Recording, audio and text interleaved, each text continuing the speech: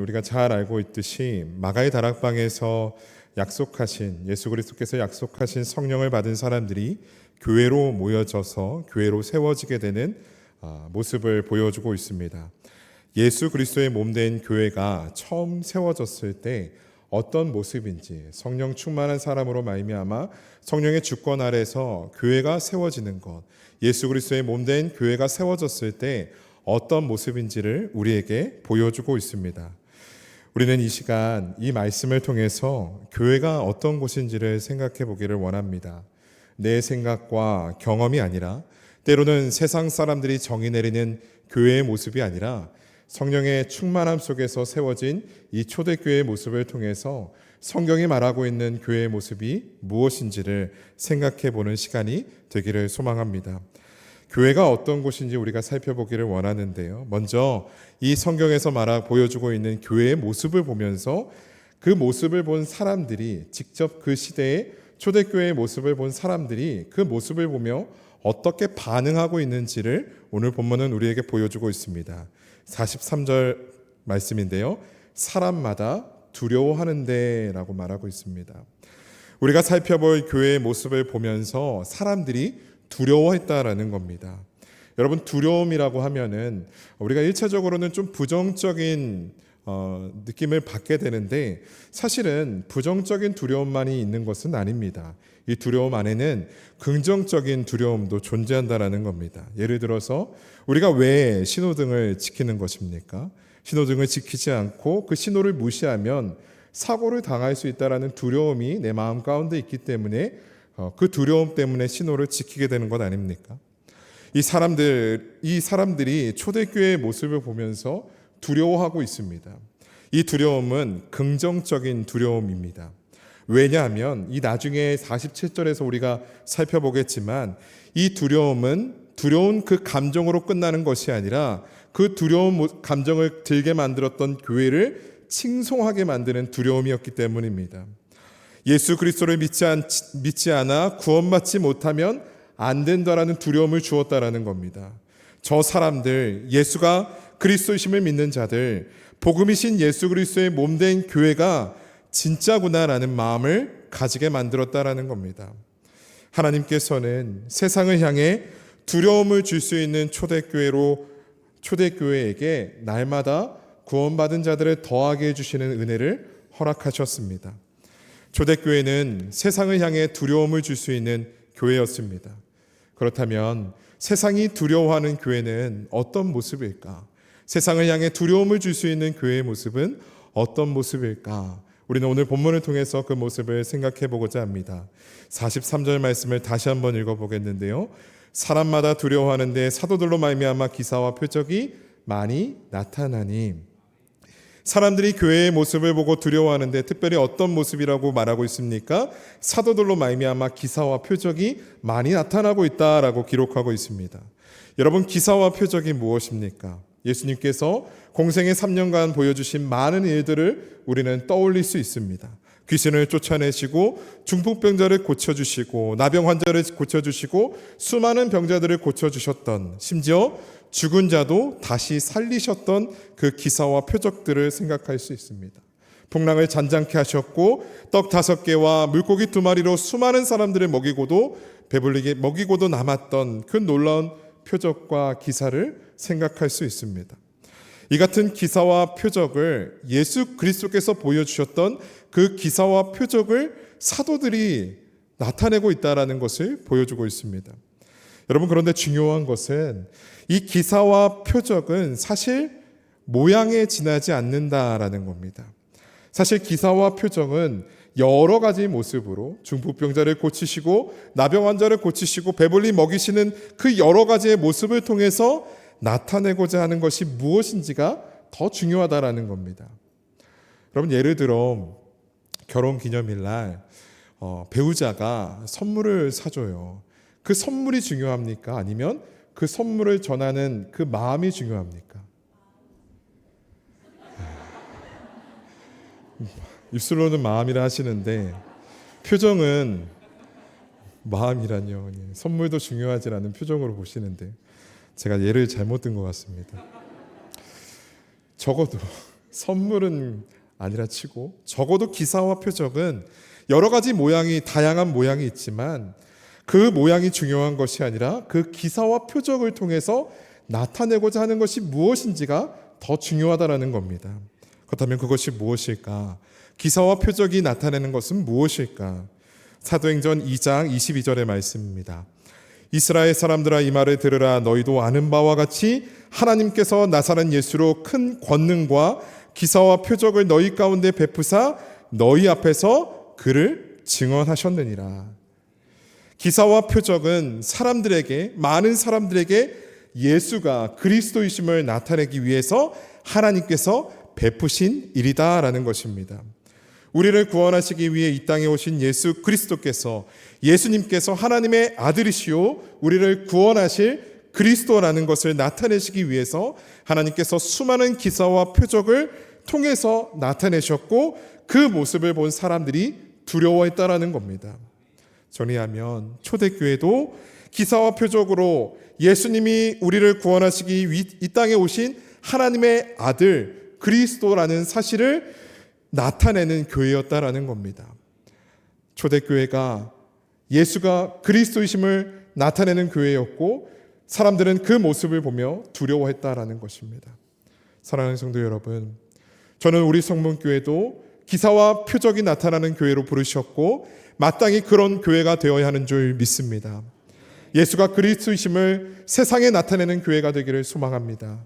그러면 성도들이 병의 고침을 받고 심지어 죽은 사람도 살아나는 일들이 나타나면 되는 것일까? 여러분, 그것은 기사와 표적의 여러 모양 중에 하나라고 분명히 말씀드렸습니다. 본질은 무엇입니까? 기사와 표적을 통해 예수가 그리스도라는 그 진리가 우리를 통해 나타날 수 있고 나타나야 한다라는 것입니다. 어떻게 그렇게 할 수 있습니까? 간단하고 명료합니다. 이 강단에서 복음이신 예수 그리스도만이 선포되면 되는 줄 믿습니다. 복음이신 예수 그리스도로 말미암아 구원받은 우리가 그 말씀을 듣고 생각에 머무는 것이 아니라 우리의 삶에서 그 말씀으로 살아가는 삶을 살아내는 것입니다. 정말로 변화된 삶, 복음의 능력이 나타내는 삶을 살아간다면 우리의 삶을 통해서 예수가 그리스도이심을 나타낼 것이고 그 모습을 보며 세상은 두려워 떨게 될 것입니다. 우리가 하나님의 말씀을 듣고 생각에 머무는 것이 아니라 그 복음의 말씀 앞에 변화된 삶을 살아갈 때 세상은 교회를 보며 두려워할 것입니다. 세상이 왜 교회를 조롱하고 손가락질할까요? 두렵지 않기 때문입니다. 우리의 삶에서 도무지 예수가 그리스도라는 것이 보이지 않기 때문입니다. 그런데 그것이 원래 교회의 모습이 아니라는 겁니다. 원래 교회의 모습은 무엇입니까? 많은 기사와 표적을 통해서 예수가 그리스도이심을 나타내는 것이 교회의 모습이었고 사람들은 그 모습을 보며 두려워 떨었다라는 겁니다. 세상에 손가락질 당하고 조롱당하는 것이 교회의 모습이 아니라 오늘 우리에게 보여주신 말씀을 통해서 보게 되듯이 예수가 그리스도이심을 분명히 나타냄으로 말미암아 세상이 두려워 떨게 만드는 것이 교회의 모습인 줄 믿습니다. 하나님께서 복음으로 변화된 우리의 삶을 통해 예수가 그리스도이심을 나타내기 원하십니다. 분명한 것은 초대교회에 기사와 표적을 베푸셨듯이 교회된 우리를 말씀으로 살아갈 수 있는 자로 부르셨고 그럴 능력을 우리에게 주셨다라는 사실을 믿으시기를 바랍니다. 말씀을 삶으로 나타내는 교회가 되어서 세상을 두렵게 만들 수 있는 우리 모두가 되기를 소망합니다. 우리는 이미 복음이신 예수 그리스도로 말미암아 그런 교회로 부름 받았다라는 사실을 믿으시기를 바랍니다. 이어서 우리가 살펴보게 되는 초대교회의 모습은 이 44절에서 47절 상반절까지의 말씀인데요. 우리 잘 알고 있는 내용이지만 제가 한번 읽어보도록 하겠습니다. 눈으로 따라와 주시기 바랍니다. 믿는 사람이 다 함께 있어 모든 물건을 서로 통용하고 또 재산과 소유를 팔아 각 사람의 필요에 따라 나눠주며 날마다 마음을 같이하여 성전에 모이기를 힘쓰고 집에서 떡을 떼며 기쁨과 순전한 마음으로 음식을 먹고 하나님을 찬미하며 라고 말하고 있습니다. 42절 말씀을 보면 사람들이 이 사도들의 가르침을 듣고 기도에 힘쓰면서 함께 한 것이 있습니다. 바로 서로 교제하고 떡을 나눴다라는 겁니다. 이 부분에 대해서 학자들은 이것이 성찬을 의미하는 것이다, 아니다, 그것까지는 아니다라는 따로 떨어지는 해석들이 존재하는데요. 그러나 그것이 성찬을 의미한다, 아니다라는 것이 중요한 것보다 분명한 것은 예수님께서 제자들과 함께했던 3년의 시간 동안, 그 공생의 시간 동안 세리 같은 죄인이건 병에 들린 자이건 사람들에게 부정하다 여기는 수많은 사람이던 간에 외면하지 아니하고 그들과 함께 교제하고 함께 나누셨던 그 모습이, 예수님께서 제자들과 함께 보여주셨던 그 모습이 초대교회에도 그대로 나타나고 있다라는 것입니다. 이런 그들의 모습이 44절에서 47절 상반절까지에서는 믿는 사람들이 모든 물건을 서로 함께 쓰고 재산과 소유를 팔아서 필요한 자에게 나누어 주는 모습으로 발전되고 있습니다. 그리고 함께 모여 하나님을 찬양하고 있습니다. 그 나눔이, 그 행위가, 그 함께함이 어디서 비롯된 것인지를 분명히 말하고 있죠. 하나님을 찬양하고 있습니다. 여러분, 이 모습을 한 문장으로 정리하자면 어떻게 정리할 수 있을까요? 우리가 잘 알고 있는 익숙한 표현인데 이렇게 정리할 수 있다고 생각합니다. 한 몸이 되어가고 있다라는 겁니다. 초대교회는 서로 다른 삶을 살아갔던 사람들이, 서로 함께 존재할 수 없었던 사람들이 그 너와 나라는 담이 무너지고 한 몸이 되어가는 모습을 세상을 향해 분명하게 보여주었다라는 것입니다. 이런 모습이 왜 사람들을 두렵게 만드는 것일까? 아낌없이 주는 모습, 자신의 것을 나누어 줄 수 있는 모습이 두려웠을까요? 그렇지 않습니다. 물건을 같이 쓰고 날마다 모이기를 힘쓰고 함께 먹고 마시며 한 몸이 된다라는 것은 저 사람과 내가 상관이 없다라는 말이 아니기 때문입니다. 게다가 함께 하나님을 찬양하고 있습니다. 여러분, 그런데 초대교회 성도들이 이렇게 당당하게 하나님을 찬양하면서 함께 우리가 하나님을 믿는다 말하면서 함께 자신의 삶을 공유할 수 있는 그런 상황 속에서 살아가고 있었습니까? 그렇지 않았다라는 거예요. 예수가 그리스도라는 것을 믿는다라는 것은 사람들에게 조롱의 대상이었고 수많은 핍박이 따르는 일이었다라는 겁니다. 심지어 죽을 수도 있는 일이었습니다. 여러분, 보통 이런 상황 속에서 보여줄 수 있는 선택하는 일들은 무엇입니까? 예수 그리스도를 믿으면 핍박을 당하고 조롱을 당하고 죽을 수도 있다라는 거예요. 그런 상황 속에서 선택할 수 있는 방법은 무엇이겠습니까?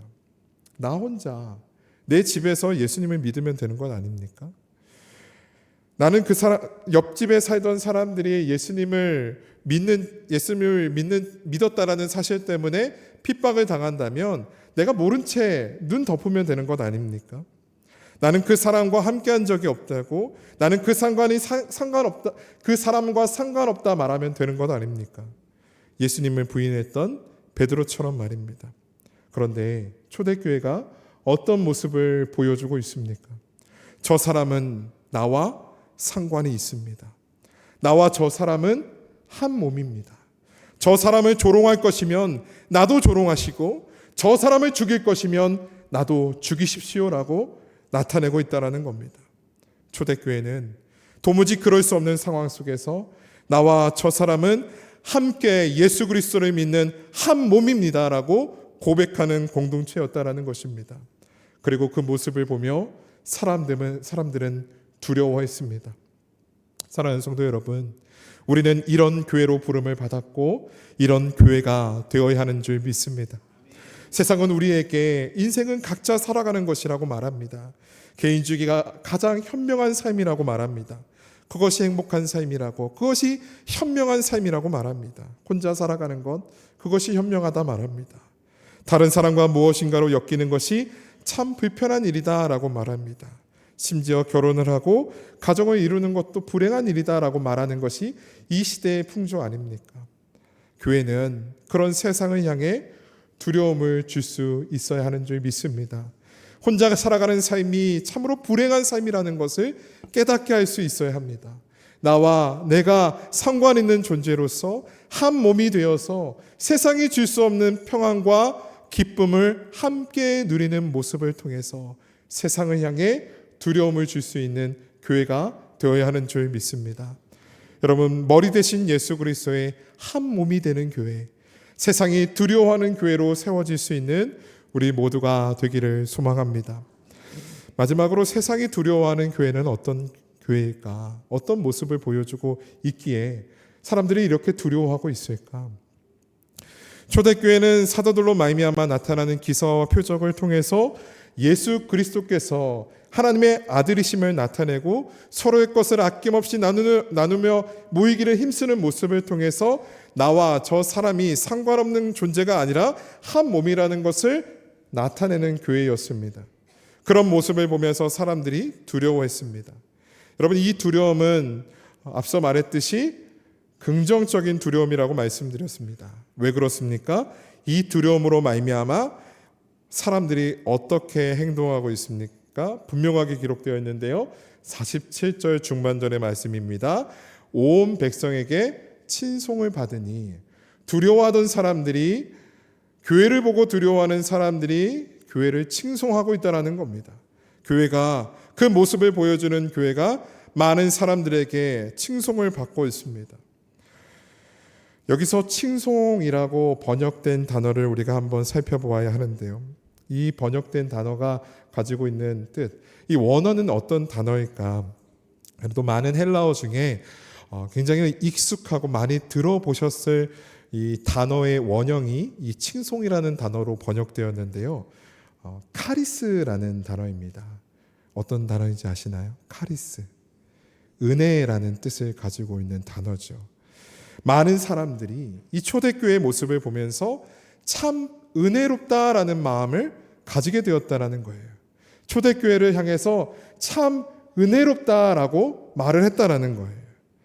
여러분, 보통 어떤 상황에서 우리는 은혜라는 단어를 생각하고 떠올리고 고백하십니까? 아무리 생각해도 우리의 능력이나 우리의 자격으로 이룰 수 없는 일이 이루어질 때, 전능하신 하나님께서 값없이 베푸신 일이 아니라면 설명되어지지 않을 때 우리는 은혜라는 단어를 떠올리게 됩니다. 우리를 구원하신 것처럼 말입니다. 초대교회를 보면서 사람들이 이러한 마음을 가진 이유는 분명합니다. 사도들을 통해서 나타내시는 하나님의 기사와 표적을 보았기 때문입니다. 인간의 생각으로는 도무지 그렇게 할 수 없는데 초대교회의 사람들이 하나 되어서 한 몸으로 세워져가는 모습을 보았기 때문입니다. 선명한 복음의 능력을 보았다라는 것입니다. 사람들의 능력을 본 것이 아니라 복음의 능력을 사람들이 보았다라는 것입니다. 그래서 두려워하였고, 그래서 칭송하고 있습니다. 참으로 은혜롭다 말하고 있습니다. 이러한 모습은 전부 사람들의 사고와 경험을 뛰어넘는 모습이었습니다. 사람의 능력으로는 이룰 수 없는 일이라고 생각되어지는 모습이었다라는 겁니다. 여러분, 사람들의 생각과 경험을 깨트리는 능력이 나타나는 곳이 교회인 줄 믿습니다. 사람들이 기대할 수 있는 모습, 사람들이 충분히 생각할 수 있는 모습을 보여주는 곳이 교회가 아니라는 겁니다. 그 모든 생각을 뛰어넘는 모습을 보여주었고, 사람들은 그 모습을 보고 교회를 칭송하고 있습니다. 사랑하는 성도 여러분, 우리 교회가 세상을 향해 칭송받는 교회가 되기를 소망합니다. 세상이 우리 교회를 향해서 참으로 이 교회는 은혜롭다 말할 수 있게 되기를 소망합니다. 그것은 우리의 의와 선함과 우리의 능력으로 이룰 수 있는 일이 아닌 줄 믿습니다. 자격 없는 죄인이지만 복음이신 예수 그리스도, 그분으로 말미암아 죄 사함을 얻어 구원받았음을 잊지 않고 복음이신 예수 그리스도로 살아가고 복음이신 예수 그리스도를 전하는 자들에게 허락하시는 하나님의 능력이 나타나야만 그렇게 칭송받게 될 줄 믿습니다. 여러분, 우리 모두가 부름을 받아서 세워진 교회는 본래 그러한 교회인 줄 믿습니다. 세상이 조롱하고 세상에서 눈치 보는 것이 교회의 모습이 아닙니다. 세상을 두렵게 만드는 것이 교회인 줄 믿습니다. 초대교회가 세상을 향해 이렇게 두렵게 만들 수 있을 때 하나님은 이 교회를 향해서 일하십니다. 어떻게 일하십니까? 47절 후반절의 말씀입니다. 주께서 구원받은 사람을 날마다 더하게 하시니라. 아멘.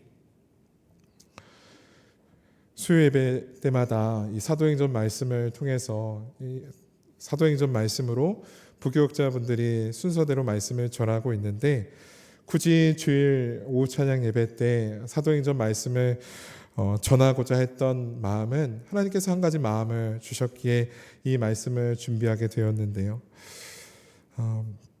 제가 지지난주에 휴가를 다녀왔는데 교회에서 허락한 그 휴가가 놀고 먹으라고 준 휴가는 아니잖아요.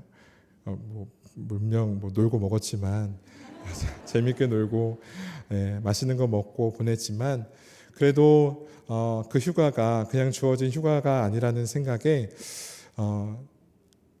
이제 전반기 제가 부임하고 교회 부임하고 맡겨주신 사역들, 감당했던 사역들, 또 우리 성문교회에서 함께 예배드렸던 그 예배의 시간들을 돌아보는 시간들을 가졌습니다. 그런 시간을 가지면서 참 부끄럽지만 제 마음에 조금의 변화가 있었다라는 생각을 하게 되었습니다. 부끄러운 말이지만 제게는 오늘 본문에서 보여주고 있는 이 초대교회에 대한 이 교회의 모습, 교회가 이런 곳이다라는 소망을 가지고 사역하지 않았던 것 같습니다. 교회는 이런 곳이야 라는 이 말씀을 보면서 그런 소망을 가지고 사역한 것이 아니라 세상의 교회를 향해 조롱했던 그 조롱의 목소리들이 어느 정도는 내 마음 가운데 한켠에 자리 잡은 채, 그래 교회가 그렇지, 그런 모습이 있지라는 마음을 가지고 사역했던 것 같습니다. 그런데 지난 사역들을 돌아보고 함께 예배드렸던 그 시간들을 돌아보니 소망을 가지게 되었습니다. 강단에서 선포되는 말씀과 그 말씀에 반응하여 살아가는 성도들의 모습을 통해서 소망을 가지게 되었습니다. 교회가 세상에 조롱당하고 공격받는 것이, 그것이 두려워서 눈치 보는 것이 아니라, 그 모습이 교회가 아니라 세상을 두렵게 만들 수 있는 곳이 교회라는 것을, 그 소망을 다시금 마음에 품게 되었습니다. 하나님은 여전히 세상을 두렵게 하고 세상에게 칭송을 받는 교회에게 구원받은 사람을 날마다 더하여 주신다라는 사실을 믿습니다. 사랑하는 성도 여러분, 선포되는 말씀과 성도들의 삶을 통해 오직 예수가 그리스도이심을 나타내는 교회, 복음이신 예수 그리스도의 한 몸으로 세워져 나가는 교회, 도무지 이것은 사람의 능력과 사람의 방법이 아니라 하나님의 방법과 하나님의 능력과 하나님의 일하심이라는 것을 세상 가운데 나타내요. 은혜 말고는 설명되어지지 않는 교회, 복음이신 예수 그리스도로 말미암아 세상을 두렵게 하고 세상을 향해 하나님의 은혜를 나타내는 교회, 날마다 구원받은 사람들로 더하여지는 교회로 더욱더 세워지고 더욱더 쓰임받게 되는 우리 교회가 되기를 소망합니다. 우리 교회가 그런 교회로 부름받은 줄 믿습니다.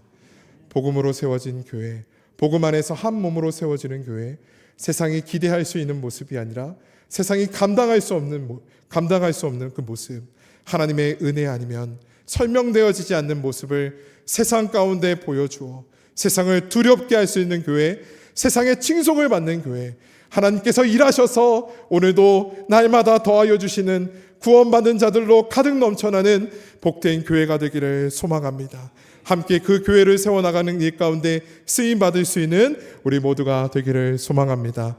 허락하신 말씀 기억하면서 함께 찬양하기를 원합니다.